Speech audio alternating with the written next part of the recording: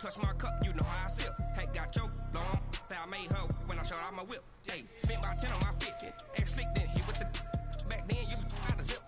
Blow out his back, then dip. Got a whole party all on the ship. All these four things pull out the VIP. Testing, testing, testing.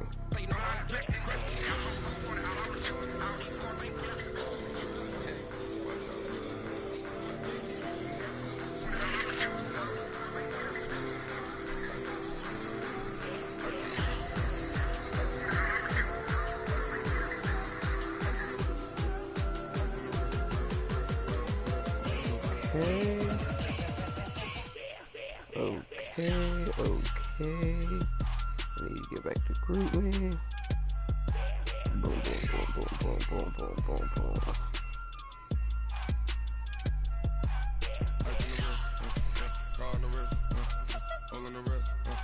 Watch out flip, watch out whip. I'm in the whip, I'm in the wrist. I never switch. You.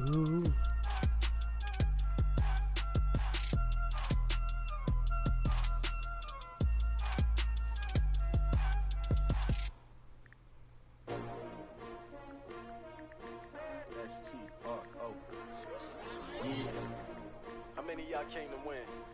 Oh, they asking my name, huh? You ready? STRO, I ain't come to play with you. Yeah. Life challenging, but I wouldn't trade with you. It's early, I'm up. Yeah. I can't spend the day with you. I'm minding my business. I ain't getting paid with you. My color bright. I ain't Alright, fellas, what's good? This is your boy Black Pack, or you know, some of y'all know me as just Q. So we're gonna try to do this EE weekly. You gotta bear with me. This is my first time trying this shit. I'm new to all this, trying to, you know, be broadcaster and keep people in the loop of what's going on. So we're gonna start off with week 7. Week 7. So far it's been a good season overall. You know, some people are falling off a little bit, some are not. You know, you just gotta get used to this. I guess you still gotta get used to the game. If you ain't used to it by now, then you might as well go ahead and turn it in and get Mad 19. You know. But game of interest. We can't do a game of the week because we haven't been picking a game of the week. We're gonna do a game of interest. And the biggest game of interest I can tell by record would have been the Washington Redskins and Pittsburgh Steelers. So my boy Garland, Nation, and Dread, who's actually gotten a lot better. You know, he's not as big as trash as he used to be, but you know, he's all right. I'll give it to him. He's got his game up a little bit. So just based off of that, it looked like it was a pretty even game, evenly matched game. You know, Redskins only had 95 yards rushing, you know, total rushing. The Steelers had 204. So, you know, you see where the game weighed heavily at, the run game. Passing offense, 217 to 169, not too big of a difference. Total yards, here's the kicker right here, 312 to 458. You got a 2-point conversion, and it, you know, like a pretty evenly matched when it came to time of possession. But you see the final score was 21 to 31 in favor of the Steelers. We go to the player stats. Looks like starting quarterback for the Pittsburgh Steelers was Marcus Mariota, who threw for 192, 2 touchdowns. He was sacked twice. He went 10 for 11 for 90%. So he clearly couldn't be stopped. You know, that's a big thing. You got to be able to stop the opposing team's quarterback, because he's got a 158.3 quarterback rating. So he was pretty legit all game. Then you got Dwayne Haskins Jr. He had a 113.6 quarterback rating. He threw for 226, 2 touchdowns. But this is probably what killed him that game: the 2 interceptions. He only was sacked once, but the 2 interceptions probably what killed him. 71% on completion. We got rushing. The Steelers, you know, even though it showed total yards, as far as, you know, rushing, they count, you know, sack as a loss of yardage. Boy, 125. You know, 125. You know, 8.9 average, 1 touchdown. So that was the problem. As you can see, the problem for the Washington Redskins was trying to stop Giovanni Bernard and Marcus Mariota, who had 5 carries for 80 yards. So that was tough. Darius Geis had 13 attempts for 68 yards and a touchdown, which in the NFL, even in real football, that's not even an average game. It's below average. It's all right. It's nothing to write home to mom about. But yeah. Go to receiving.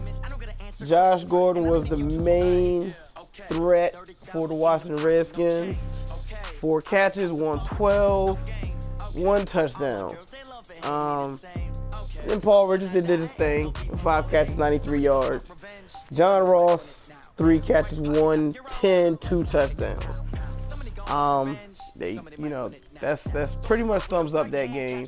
And then your defense, again, you know, the 2 picks is probably what killed them. One from Devin Bush, the other one from Terrell Edmonds. So at the end of the day, the Steelers got that W. The Redskins go ahead and take that L for that Week 7 match of interest. Also, Week 7, we're going to go to the player of the week for both divisions, or both conferences.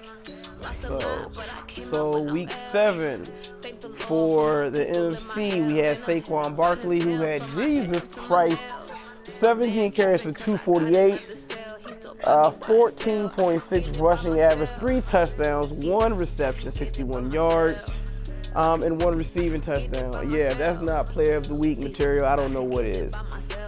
Defensively, we got D. Taylor, also from the New York Giants, with 4 tackles and 3 interceptions. What the hell was going on there? You just think, man, that's the only thing I don't really like about Madden, is that the user control, the stop and go you can do with these players to make them move from one place to the other. It's not realistic, because there's no way in hell that somebody's going to run completely one way and then stop and go back the other way, especially not a linebacker, to make type of plays. But again, it's a video game. There's nothing we can do about it. You know, that's on the Madden creators themselves. AFC Offensive Player of the Week, you got D-Hop with 10 receptions for 291. Jesus. And a touchdown. You got 291, only a touchdown. I mean, yeah, that's okay. I mean, the receiving yards, that's dope. You know, 291, that just means you couldn't be stopped. And 1 touchdown. And I'm not sure if that game was against me. I'm not 100% sure, because he might have, because he couldn't be stopped. Shit was crazy. Tyrann Mathieu for Kansas City, 3 tackles, 3 interceptions. Those are your player of the week for the NFC and AFC for Week 7. Now we're going to go to Week 8. Week 8, we are going to Week 8. And it was kind of hard to choose the biggest game of interest here. But honestly, I'm going to go with, the Cowboys and Giants seem like a really good game. And I would like to might even highlight them just because of the score. But we're going to go to Jets and the Patriots. The reason we're going to go to Jets and the Patriots, because these guys just so happen to have, 2 of the best records in the league. So yeah, the Jets and the Patriots, we're going to go, the Jets are 6-1 and the Patriots are 5-1. And this game has been played already, as you can see with the New England Patriots coming out on top, 16-7. This was not a very offensive-minded game, as you can see here. Offensive yards gained 135 to 116. Rushing yards, we got 64 in favor of the Jets and 18 in favor of the Patriots. 52 offensive passing yards, 52 for the Jets, 117 for the Patriots. It looks like turnovers was what killed. Turnovers and third down conversions is what ultimately ended the Jets. Time of possession, 3-minute difference. We're gonna go to the player stats. So player stats, we got Nick Mullins at 125, no touchdowns, sacked once. Then you got Sam Darnold at 67 yards, 2 interceptions, and he sacked twice. How he is 6-1? Well, he's 6-2 now, but how was he 6-1? And I don't know. Is Patriots really that good? He talks a lot of trash in the league. He talks a ton of trash in the league. And I'm not really sure. I haven't played the guy yet, so I don't know how good he really is. But he talks game like he's one of the best in here. So, I mean, it may be something. It may be something to that. 35.2 quarterback rating and a 94 quarterback rating when you go there.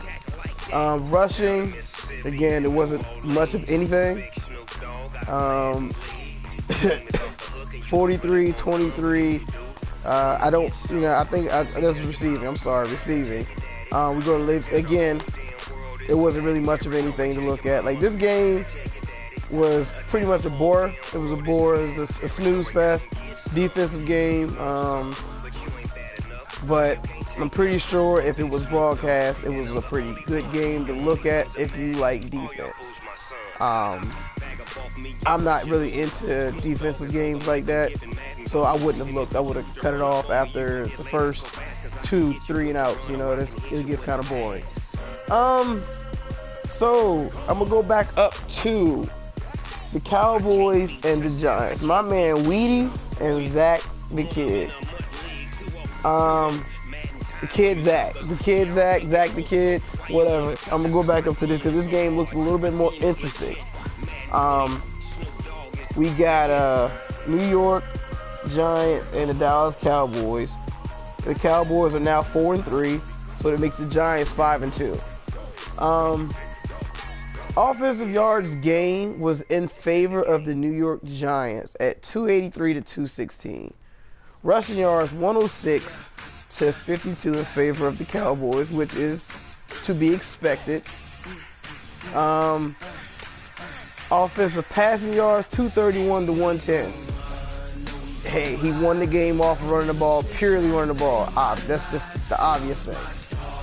Turnovers 2-1. Third down conversions, the Cowboys win that, and then we're going to go to time of possession.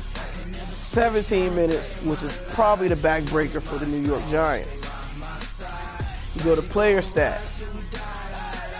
You got Daniel Jones to do for 246 and 1 touchdown, no interceptions, 2 sacks. Then we got Jordan Love. I guess he's a rookie. Don't know who this kid is. But he's his quarterback, and he threw for 110 and 2 interceptions.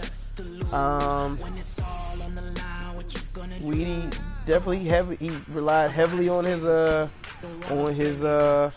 running game. But when you got somebody like Ezekiel Elliott, 31 carries for 94 yards is mediocre, but he had 2 touchdowns. Which put them over the edge right there. He edged them out there with the 2 touchdowns. Saquon Barkley, 9 carries for 52 yards and a touchdown. Receiving, Evan Ingram shredded the Cowboys' secondary for 137 and a touchdown. Slayton, 4 catches and 82 yards. Amari Cooper would lead the Dallas Cowboys in receiving yards with 68. And that's pretty much the biggest thing there. Defensive wise, your two interceptions come from, let's see, the 2 interceptions, boom boom,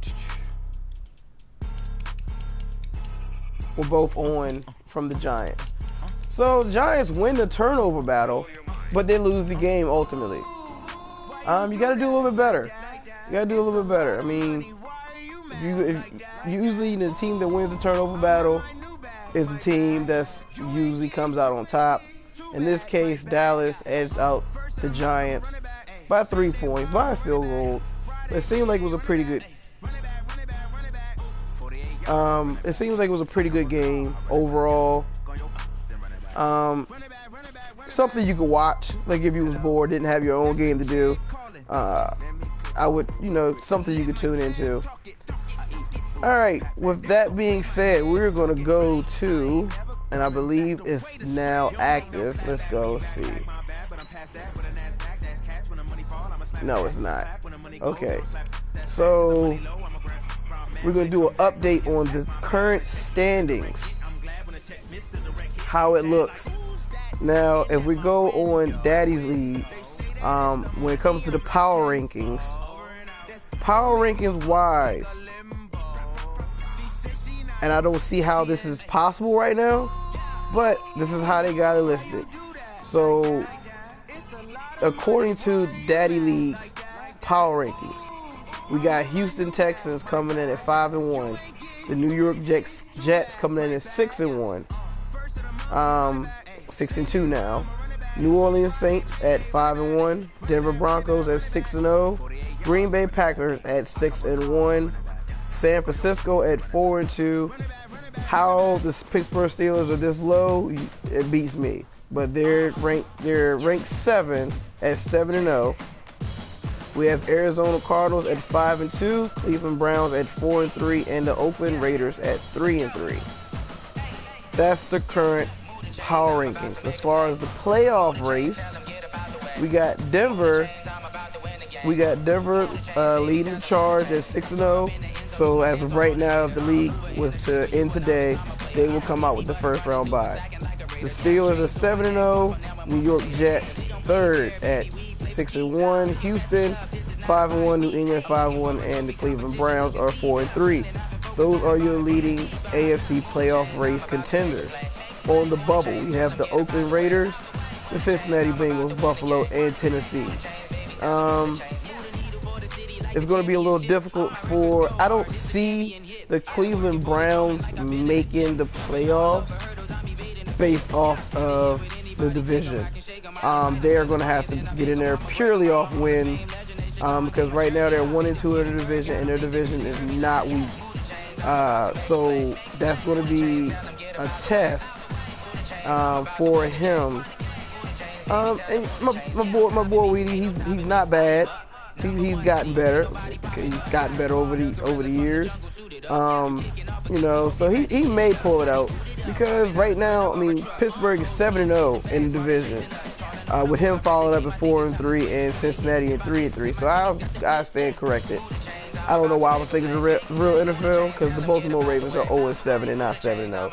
So yeah, he could make it. He could very well make it.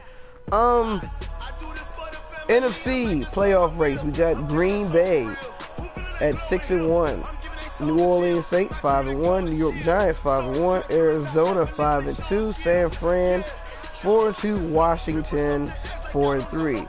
On the bubble, we have Carolina at 4-3, Detroit at 4-3, Chicago at 3-1, and Dallas at 3-3. This is going to be tight. It's a little bit more of a cluster here in the NFC race, playoff race. It's probably going to come down to division records for the bottom. I'll say 5 and 6. Yeah, 5 and 6 aren't safe, but we'll see. We'll see, because we got some dogs sitting on the bubble. If we were to do MVP race, the MVP race, if it was to start today, I really believe that Kyler Murray would be edging everybody out, but right behind him is Baker Mayfield, and then Marcus Mariota. So those three, if you was to do, if you was to do a MVP race, those three right there would be your leading guys. We can go to the stats just to make sure. Let me go to the stats because I was reading off Daddy League, so some stuff has changed. So boom, shit has changed. We can go here. Just to be educated, we're gonna go by the touchdowns, and Aaron Rodgers and Marcus Mariota will be your leading quarterbacks for this MVP race, and then probably Tom Brady at 17 touchdowns. But it seems like Madden bases a lot of stuff off of touchdowns, and with 19 and 19 and then 17, those would be your guys as far as quarterbacks. As far as rushing, Le'Veon Bell has 1,000 yards already, but he's closely followed by Saquon Barkley and Tariq Cohen. And technically, Tariq Cohen should have over 1,000 yards playing against the Titans. He did rush for 268, but the game didn't save because this was when they were doing that whole little deal with, the servers being down. So he was cheated out some yards, but it's all good. He's still a good running back. I'm not mad at that. Even with the sim, he had 145, and the next game he had 300 yards. So we're gonna go from there. My man Tariq Cohen may be in that race when it comes to the end of the day. As far as receiving, this right here is out of line. This is that man. This is his main threat, and it seems like he cannot be stopped. CD Lamb cannot be stopped. This boy has over 1,000 yards receiving. He has 13 touchdowns. Then Julio's the next closest to him at 798. D-Hop at 790. Amari Cooper at 777, and T. Higgins at 740. This is going to be kind of, when it comes to the best receiver in the league, it's going to be a tight race if they can catch this kid right here. But no, I take that back. It might be a landslide because it seems like he's going to go to him for the rest of the season. He may hit 2,000 yards receiving because it's week 8 and he's at 1,000 already. Defensive wise, when it comes to the sack game, Brian Burns for the Panthers is 14, Kerrigan at 12, Myles Garrett, Mr. Hulk Smash with the helmet at 11.5, and Khalil Mack at 11. Interceptions is probably a linebacker leading the way, like I knew it. They make linebackers way too good in this game, but okay. 6'5", 6-foot Davion Taylor. Corey Littleton has 5. Kevin Byard 5. William Jackson 5, and Darius Slay has 5. But we're gonna try to, hopefully, everything goes well the rest of the season. I will continue to do the weekly and try to do the best that I can as far as how this is broadcasted, and the information you get based off the information you guys give us. I will adjust accordingly. I want to make this as good as AAC as far as the weekly. I know you guys tune into that quite often when it's posted up. I want you guys to do the same here. I will be having guests probably starting this week. I won't say, I'll say probably week 9 I'll have a guest. We will also have the game of the week again. So I will look on here based off of records, and I will let you guys choose the game of the week, and we will go from there. I hope you guys enjoyed, the EE Weekly.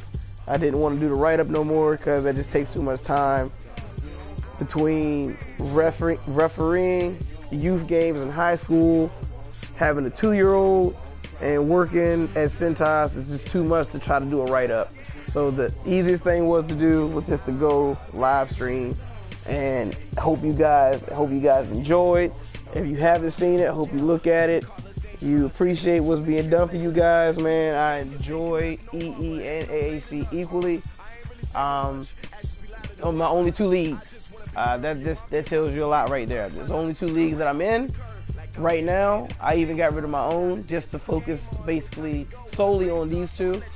And I can say for the last 4 or 5 years, I have enjoyed myself thoroughly.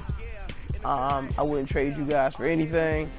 The Garland brothers, even the asshole Garland brother, Dave, man, as much as you get on my fucking nerves, excuse my language, but as much as you get on my nerves, you know, I do appreciate, you know, you sticking your neck out there and doing AAC, and even, you know, checking up on, you know, your boy and just keeping everything in the loop. So with that being said, hope you guys enjoyed it. Yet again, hope you guys enjoyed. I will be doing this again for week 9. We will have the game of the week ready, set, and go for that. But until then, this is Q, aka Black Pack, signing off. Have fun, fellas. Have fun.